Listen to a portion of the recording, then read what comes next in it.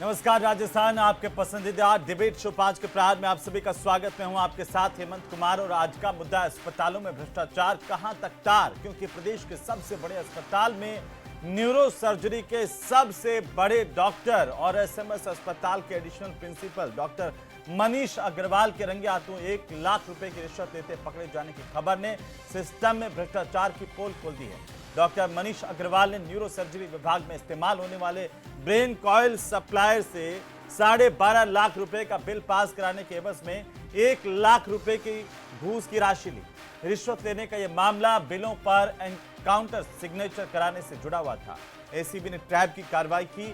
Doctor Manish Agarwal को गिरफ्तार किया गया, लेकिन धरती के भगवान कहे जाने वाले डॉक्टरों की ऐसी तस्वीरों ने पूरे प्रदेश को शर्मसार किया है। सवाल आखिर इस बात को लेकर के कि भ्रष्टाचार के इस खेल में कौन कौन शामिल है, कब से ये खेल चला आ रहा है और कितने विभागों में इस तरह के खेल चल रहे हैं। आखिर इस सरकार ने इतनी हिम्मत तो दिखाई कि सबसे बड़े डॉक्टर पर ट्रैप करने की कार्रवाई की गई और इस पूरे मामले को उजागर किया गया। अस्पतालों में भ्रष्टाचार के इस खेल पर आपकी राय क्या है?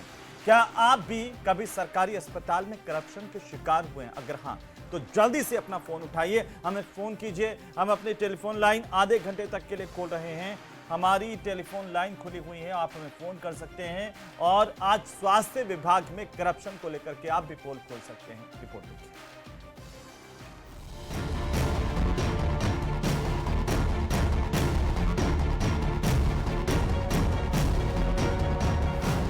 सबसे बड़ा अस्पताल, घूसखोरी का जाल,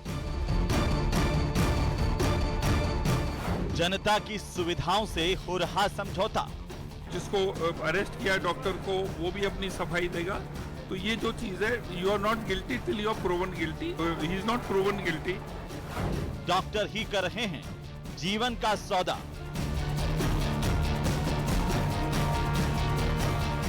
रिश्वतखोरी की मार आप भी हुए शिकार। अस्पतालों में भ्रष्टाचार कहां तक तार?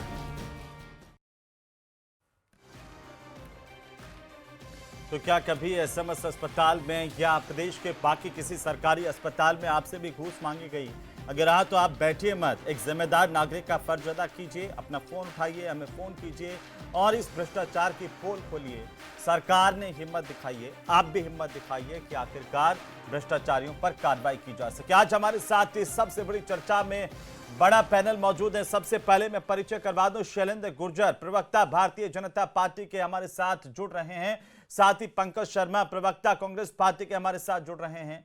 योगेश जोशी हमारे साथ पूर्व पुलिस अधिकारी। आशुतोष रावत हमारे साथ हैं वरिष्ठ पत्रकार के तौर पर। और कुछ ही देर में हमें doctor Ramesh Joshi senior physician भी ज्वाइन करने वाले हैं।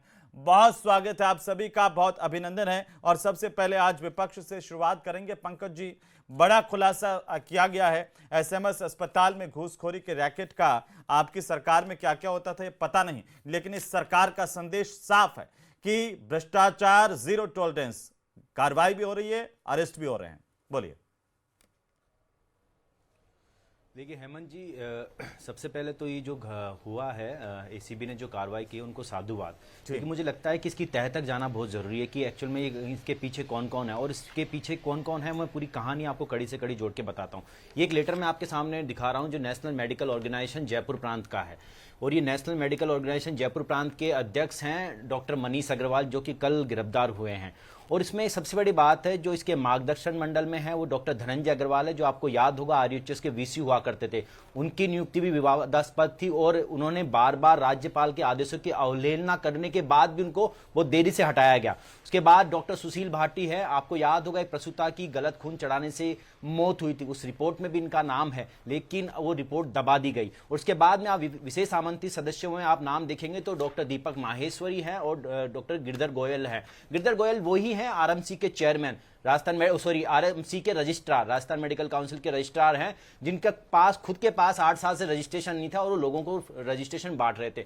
ये तो तमाम बात होगी। डॉक्टर दीपक माहेश्वरी का भी मुझे बताने की जरूरत नहीं है, प्रिंसिपल एंड कंट्रोलर है, लेकिन एक बार वो जॉब छोड़ चुके हैं, उसके बाद वापसी हुई है और किस तरीके से लगातार सवालों के घेरे में रहे हैं वो मुझे बताने की जरूरत नहीं, वो आपके संज्ञान में है। देखिए सबसे बड़ी बात है कि हमें समझना पड़ेगा कि ये लोग कौन है। ये जो नेशनल मेडिकल ऑर्गेनाइजेशन है ये आरएसएस की एक यूनिट है जिसके जयपुर प्रांत के हेड ये हुआ करते हैं। डॉक्टर धनंजय अग्रवाल भी आरएसएस के पदाधिकारी हुआ करते हैं। दूसरा सबसे बड़ी बात है जो डॉक्टर गिरधर गोयल है ये भी आरएसएस के पदाधिकारी हैं। आप एसएमएस की जो पार्किंग है वो फ्री पार्किंग की बात कर लो, उसमें टेंडर नहीं हुआ है, उस टेंडर में भी आप देखिए कि वो भी आरएसएस के पदाधिकारी को। तो जिस तरीके से लगातार ये समझ में आ रहा है कि जो लोग मिले हुए हैं, जिस तरीके से आरएसएस के लोग इस तरीके से लगातार करप्शन में घुसे हुए हैं, आप देखिए इनका ये किस तरीके की घटना है कि 5 दिन पहले इतनी विभत्स घटना हुई है, 6 लोग जिंदा मारे गए हैं और उसके बाद में इस बंदे ने, इस व्यक्ति ने, इस डॉक्टर ने रिश्वत लेना मतलब उसके बाद भी कबूल किया है और रिश्वत ले रहा है। मतलब ये अपनी पूरी इंसानियत को ही बेच चुके हैं ये लोग। और देखिए सबसे बड़ी बात है इस व्यक्ति के पास 3 पद हैं। एडिशनल प्रिंसिपल है, परचेज कमेटी का चीफ भी है, न्यूरो सर्जरी हेड भी है। और आपको एक चीज और बता दूं कि जो नया ट्रोमा बन रहा है उसमें भी सारा जो खरीद का काम है, जो भी सेल का काम है, उसमें भी इनको यूनिट का हेड बना रखा है। तो मुझे लगता है कि ये बड़ी चौंकाने वाली बात है कि किस तरीके से आरएसएस एक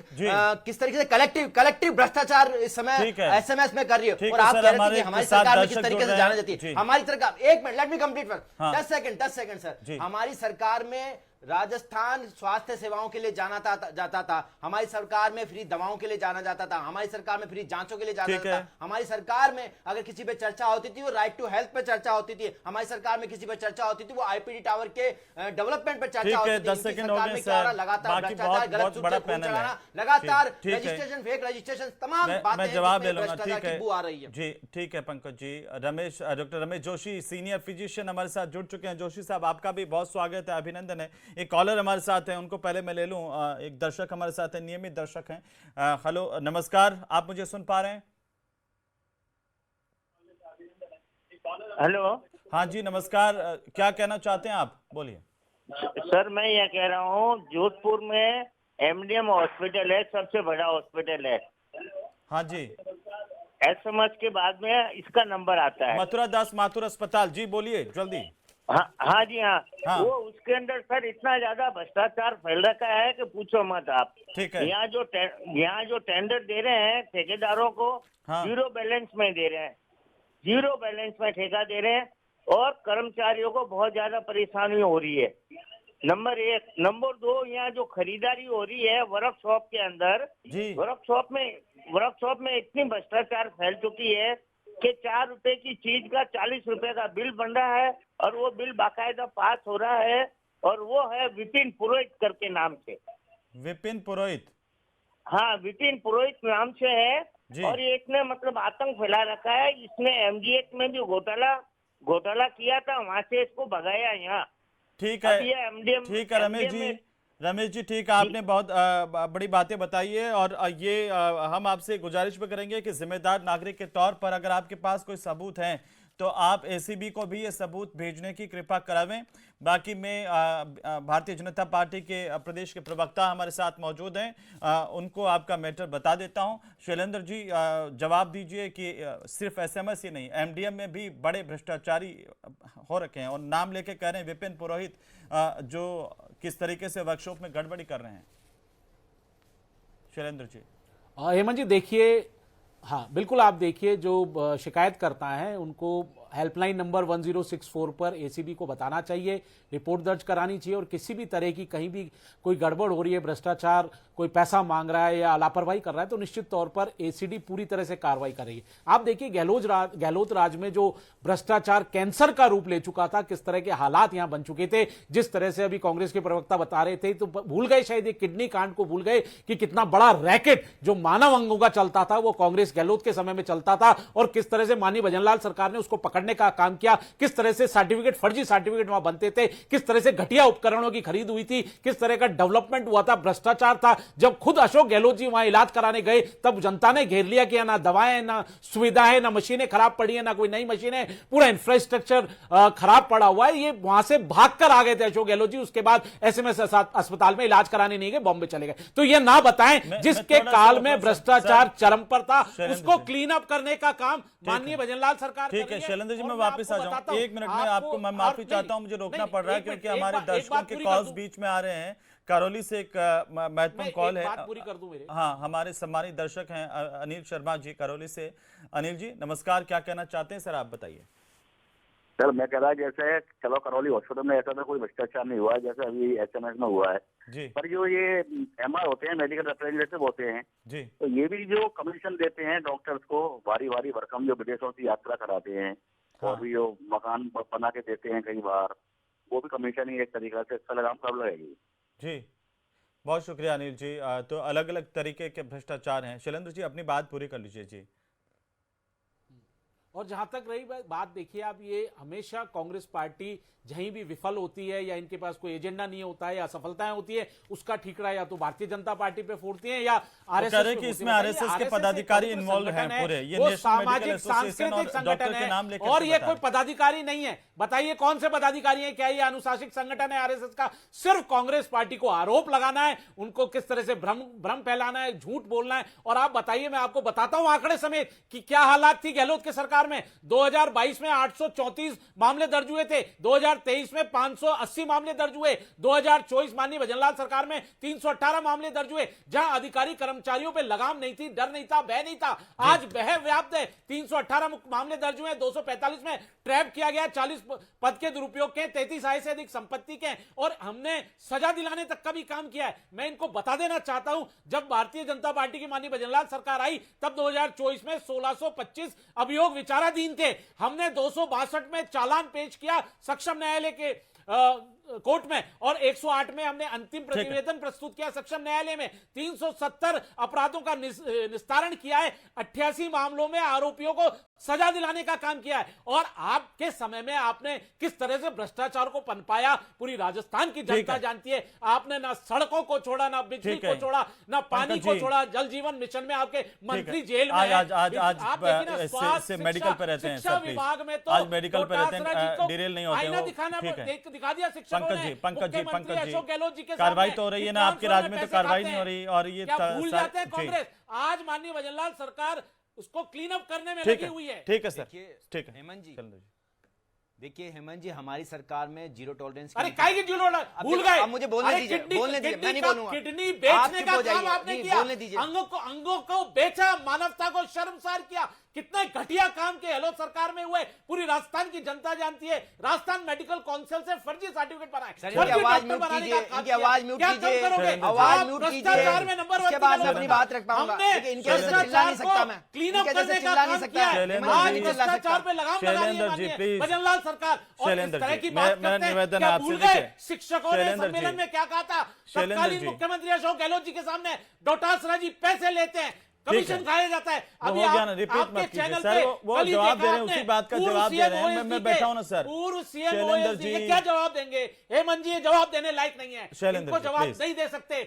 घबरा गए, हेमंत जी घबरा गए, ओएसडी लोकेश शर्मा ने घबरा गए सच से, मुख्यमंत्री घबरा निवास गए सच से। में मलाई मैं और खुलासा बट्टी करने थी, वाला बहुत सारे होते हैं। क्यों परेशान हो रहे हैं? बताइए, क्यों चैनल परेशान के हो रहे हो? माध्यम से उन्होंने क्यों कहा परेशान हो कि रहे हो? मुख्यमंत्री हम अशोक सब ने गहलोत जी देखा के है समय आरएसएस के सारे प्रचारक को टेंडर, पैसे सारा लेते हुए। फर्जीवाड़ा, सारा भ्रष्टाचार हेमंत जी को उनके चुप करवाइए, निवास से होता चुप था। करवाइए। क्या चुप शैलेंद्र जी, कराओगे? देखिए आपने डिबेट तो की शालीनता को, शर्मसार डिबेट की शालीनता को ये खत्म कर रहे हैं। मैंने आप इनके भूल बीच गए, में नहीं बोला, राजस्व अधिकारी मैं इनके बीच में सड़कों नहीं पर बोला आ गए थे, मैं इनके बीच में नहीं बोला हूं। इनके मंत्री के सामने कहा। शैलेंद्र जी आज आप इतने आक्रामक क्यों हैं? सरकार कार्रवाई तो करे। शैलेंद्र जी आज आप इतने आक्रामक क्यों? सरकार ने कार्रवाई करके ये तो बताया है कि किसी में कार्रवाई करके एसएमएस को छेड़ने की हिम्मत नहीं होती थी। शैलेंद्र जी सरकार ने ये तो बताया कि एसएमएस जैसे बड़े अस्पताल को किसी को छेड़ने की हिम्मत नहीं होती थी। वहां पर भजनलाल सरकार ने एक्शन दिखाया है, चाहे कोई कितना ही बड़ा हो। शैलेंद्र जी मैं बैठा हूं ना सर। शैलेंद्र जी प्लीज, राजस्थान की जनता देखे, राजस्थान की जनता ये देखे, जमानत पर राजस्थान है की जनता भ्रष्टाचार इन के। डॉक्टर्स के नाम को आपने पढ़े। देश को लूट ये के खा देखें लिया। किन संस्थाओं गहलोत के ये सरकार लोग ने किस तरह मार्गदर्शन से मंडल लूट में, मचाई। किन संस्थाओं में ये विधायकों को लोग हैं। लूट की छूट दी, राजस्थान की मंत्रियों को जनता लूट इनको की छूट देखे, दी। इनके और नाम आज आप देखे, देखिए, इनकी इनके कहानियां सबसे बड़े आप सब नेता लोगों को पता राहुल होगा। गांधी, इनकी माता जी शैलेंद्र सोनिया जी गांधी, कहाँ चले इनके गए हैं? दामाद चलिए रॉबर्ट मैं आता हूँ वापस से नेहरू हमारे का नाम हमारे होंगे। मैं आता हूँ नेहरू का वापस आऊंगा मैं वापस। Doctor Ramesh Joshi senior physician हमारे साथ हैं। शैलेंद्र जी एक मिनट शांत हो जाइए प्लीज। शैलेंद्र जी ऐसे नहीं करते हैं, आप बहुत सीनियर हैं, आप ऐसे करेंगे ये तो गलत बात है। बाकी और भी मेहमान है सर। डॉक्टर रमेश जोशी जी ये आरोप लग रहे हैं और एक ही अस्पताल से नहीं है, एसएमएस अस्पताल, एमडीएम अस्पताल या फिर आप देखिए भरतपुर के अस्पताल से लगा करके हर बड़े अस्पताल, चाहे उदयपुर के बात कर लें, बीकानेर के पीबीएम की बात कर लें, हर जगह भ्रष्टाचार को लेकर के ढेर सारी शिकायतें लोगों की आती है। और आप भी फोन कॉल्स देख रहे हैं। धरती के भगवान अगर भ्रष्टाचार में संलिप्त होंगे तो सर क्या आदमी किसकी तरफ जाए, किसके बारे में सोचेंगे? बोलिए सर। नहीं सर, बहुत अच्छा क्वेश्चन पूछा है। पूरे समाज में जो मूल्यों में गिरावट आई है, चिकित्सा विभाग भी उससे अछूता नहीं है। और इसमें मैं सरकारों की भी गलती मानता हूँ, हमारी न्याय व्यवस्था की भी गलती मानता हूँ कि न तो पकड़े हुए आदमी का समय पर इन्वेस्टिगेशन होता है, न उसका चालान पेश किया जाता है, और चालान अगर पेश हो जाता है तो 12-12, 15-15 साल न्यायालयों में लग जाते हैं पेशियों पर जाते जाते हैं। और तब जाकर के कहीं पता लगता है कि ये जो व्यक्ति गिरफ्तार हुआ था ये तो छूट गया।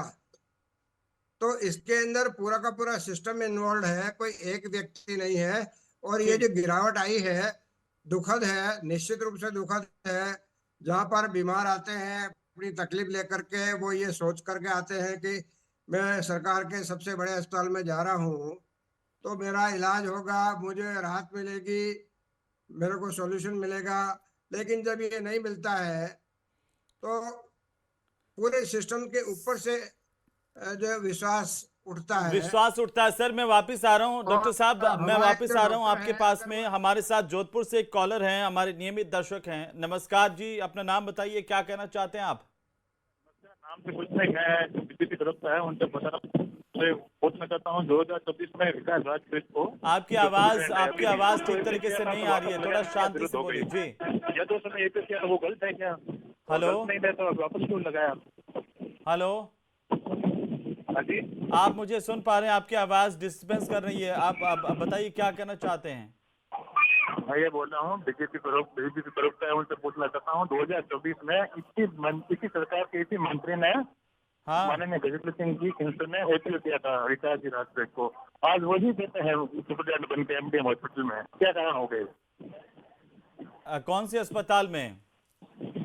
माथुर जोधपुर एमडीएम अस्पताल में गजेंद्र सिंह जी खींवसर ने एपीओ किया था किसी को। हाँ, कैंसर से संबंधित मरीज की और उसको वापस लगा दिया। हो गई थी उस समय एपीओ किया था। आज वही प्रिंसिपल और सुपरडेंट को दोनों को एपीओ किया था। क्या मैटर है? क्या जांच के अंदर हो सकता है कि एपीओ तो तब करते हैं जब तक जांच चलती है।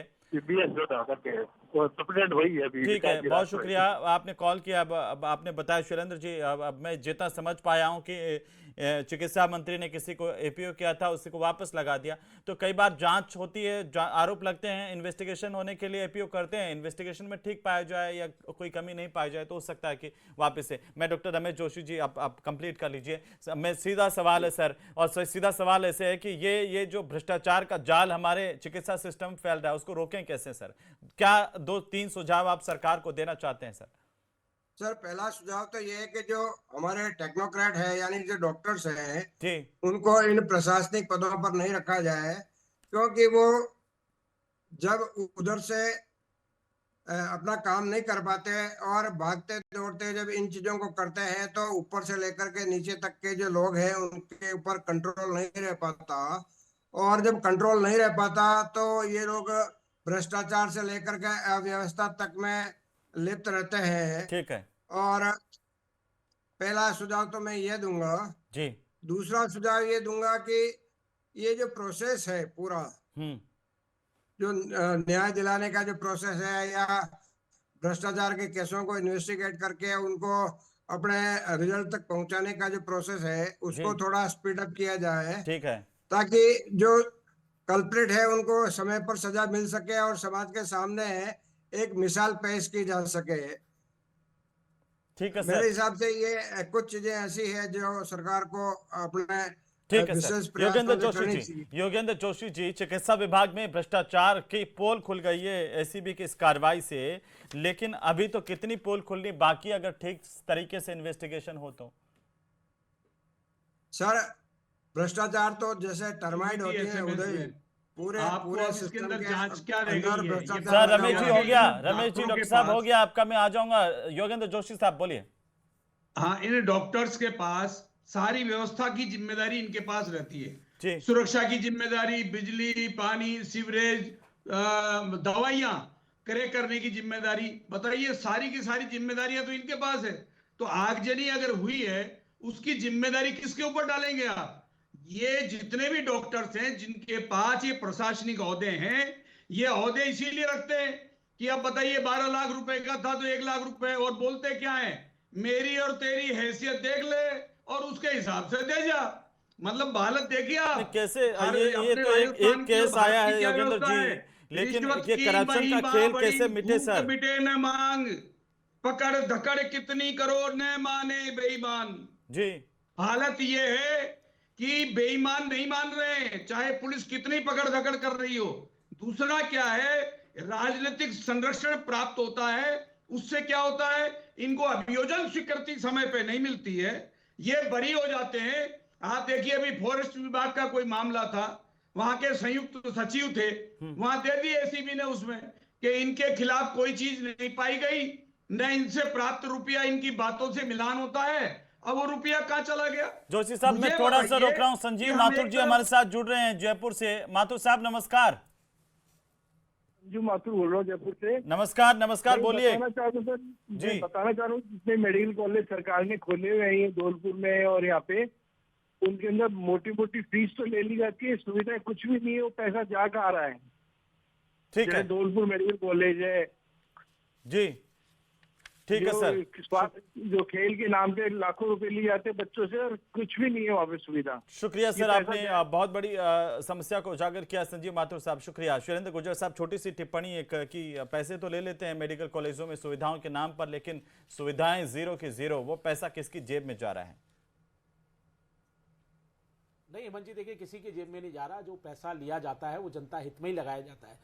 तभी तो आपने देखा कि किस तरह से एसीबी लगातार कार्रवाइयां कर रही है। और आपने देखा होगा मार्च में 13 प्रकरणों में अधिकारियों कर्मचारियों के खिलाफ मामले दर्ज किए गए, 55 अक्टूबर में 55 ठीक है शैलेंद्र जी, अभी थोड़ा सा समय कम है, लेकिन मैं साल भर का बता दूं, मैं एक डेटा दे देता हूं। मैं आ जाऊंगा, वापिस आ रहा हूं। आशुतोष जी, देखिए आशुतोष जी का नंबर नहीं आया सर। 10 सेकंड के लिए, हाँ बोल लीजिए। नहीं, 10 सेकंड के लिए मैं एक डेटा दे दूं कि अभियोजन स्वीकृति की जहां बात हुई, तो आप देखिए माननीय भजनलाल सरकार राजस्थान की जनता को पारदर्शी प्रशासनिक पारदर्शिता से, जवाबदेही से और सुशासन देने के लिए हमने 405 प्रस्तावों को स्वीकृत किया, अभियोजन स्वीकृतियां दी हैं। कांग्रेस के समय में 800 900 अभियोजन स्वीकृतियां पेंडिंग रहती थी। माननीय भजनलाल सरकार में एक साल में 405 प्रस्तावों पर स्वीकृतियां दे दी गई अभियोजन चलाने के लिए, और न्यायालयों में जो प्रकरण लंबित हैं उनको भी कम करने का काम किया। स्पीडी ट्रायल होना चाहिए सर, एक ये डिमांड आई थी, स्पीडी ट्रायल करवा दीजिए। भ्रष्टाचार फैल चुका था बिल्कुल। आशुतोष रावत साहब, लगाम कैसे लगे इस भ्रष्टाचार पर, और कैसे देखें कि एक डॉक्टर ने यहां पर 1 लाख की रिश्वत ली, या पूरा का पूरा खेल जो है अब वो उस कुएं में भांग पड़ी हुई है? देखिए हेमंत जी, निश्चित तौर पर जिस तरह की घटना सामने आई है वो दुर्भाग्यपूर्ण है, क्योंकि डॉक्टर जैसे धरती का भगवान आप बार बार कह करके बता रहे हैं कि धरती का भगवान होता है, ऐसे में वो लोग अगर रिश्वत लेने के प्रकरण में संलिप्त है, और वो भी जो जो दवाइयां चाहिए, जो उपकरण चाहिए, जो मरीज की जीवन की रक्षा से संबंधित चीजें हैं, उनकी खरीद फरोख्त में उनका इन्वॉल्वमेंट है, फाइनेंशियल इन्वॉल्वमेंट है, यानी किस तरह की क्वालिटी की चीजों को वो प्रेफर कर रहे होंगे, किस तरह की कंपनियों को प्रेफर कर रहे होंगे, ये देखने वाली चीज है। और ऐसे में मुझे लगता है कि जो SMS का जो पूरा एडमिनिस्ट्रेशन है, मुझे लगता लगता है कि सरकार को उसके पूरे एडमिनिस्ट्रेशन पर एक बार से सख्ती के साथ में कार्रवाई करनी चाहिए, उनकी जांच करानी चाहिए, क्योंकि दीपक माहेश्वरी ये मान रहे हैं कि 3 दिन पहले उनको इस मामले की जानकारी थी और उन्होंने कमेटी बनाई। लेकिन क्या महज कमेटियां बनाकर सरकार अपने कर्तव्य की समझ लेगी, या वाकई जनता को जो चीजें, जो दवाइयां, जो उपकरण मिल रहे हैं उनकी क्वालिटी पर भी कोई कंट्रोल होगा? इस चीज की व्यवस्था भी करने की मुझे लगता है मंजी विशेष जरूरत है। बिल्कुल। एक और कॉलर हमारे साथ जुड़ रहे हैं, दीपक जी। स्वागत है दीपक जी, नमस्कार। अजीत जी बीकानेर से, बोलिए। भाई साहब, जब से ये प्राइवेट काम चालू हुआ है ना, सरकारी नौकरी भी मिलती है और प्राइवेट में ये लोग पैसा लेते हैं, घूस ना अपने घर पर देखते हैं ना, तो अनाप शनाप पैसा लेते हैं भाई साहब, मुंह मांगे। डॉक्टर, के पास 10 रुपया नहीं होगा, इस पर भी लगाम लगाने की जरूरत है। अजीत जी बहुत शुक्रिया, आप हमारे साथ जुड़े और आपने बहुत अच्छी बात बताई है। डॉक्टर्स अस्पताल में तो पैसा उठाते ही उठाते हैं, घर पर भी देखते हैं तो मोटा पैसा लेते हैं, इस पर भी ध्यान देने की जरूरत है। कुछ पंकज जी कहना चाह रहे हैं, अंतिम टिप्पणी पंकज जी बोलिए। देखिए हेमंत जी, मैं तो बड़ी गंभीरता के साथ ये कह रहा हूं कि ये जो डॉक्टर हैं, अगर कहीं ना कहीं आप देखेंगे कि जो अभी ये कह रहे थे, शैलेंद्र जी कह रहे थे कि इनको बचाने की बात है, देखिए आरएसएस का इसमें लिप्तता है। और ये डॉक्टर मनीष अग्रवाल सिर्फ मछली है, मगरमच्छ बाकी है अभी, मगरमच्छ मगरमच्छों के खिलाफ कार्रवाई होनी चाहिए, मगरमच्छों के खिलाफ कार्रवाई होनी चाहिए। आपके समय में एसीबी के डीजीपी क्या कहते थे? मगरमच्छों के खिलाफ कार्रवाई होनी चाहिए। हेमंत जी परेशान हो गए, हेमंत जी परेशान हो गए। इन्होंने तो कार्रवाई की शुरुआत की है, आपके टाइम में क्यों नहीं मगरमच्छ और निकाल के बाहर कर दिए गए? आपके पास भी अगर कोई इंफॉर्मेशन है तो एसीबी को। अरे भैया पकड़ो ना मगरमच्छों को, मगरमच्छों को पकड़ो, मगरमच्छों को पकड़ो, मगरमच्छों को पकड़ो। ये मछली है सिर्फ, ये मछली है सिर्फ, ये मछली है सिर्फ। और कई नेता और आगे पकड़े जाएंगे। अभी देखिए हेमंत जी एक बात कहना चाहता हूँ। हाँ बोलिए ना, बोलिए जल्दी से बोलिए। माननीय भजनलाल, वो कह रहे हैं कि हमने कार्रवाई करके शुरुआत तो की है ना, किसी ने इतनी हिम्मत तो की है एसएमएस में हाथ डालने की। अच्छा सुशासन मिले। वो आपके राज्य में पेट्रोल पंप पर क्या होते थे, पिता पुत्र पेट्रोल पंप पर क्या करते थे बताइए। ट्रांसफर को लेकर के भी वहाँ पे पेट्रोल पंप से जाते थे, मालवीय नगर वाले पे, हमें तो याद है, सब सारे पत्रकारों ने देखा है, कोई बोले ना बोले। हेमंत जी एक स्किल लैब है, एसएमएस में स्किल लैब है, उसके भी यूनिट हेड ये हैं, उसके भी कार्रवाई कर रही है सरकार, जांच कर रही है ना। बहुत शुक्रिया इस चर्चा में शामिल होने के लिए आप सभी का। कुल मिलाकर के लगातार एसएमएस को लेकर के अब सवाल खड़े हो रहे हैं। सरकार का दावा है कि किसी को छोड़ा नहीं जाएगा, हमने कार्रवाई की शुरुआत की है, भ्रष्टाचार पर जीरो टॉलरेंस की नीति है। देखना यही होगा इस प्रदेश की जनता को कि वाकई जो सरकार कह रही है वो करके दिखाएगी।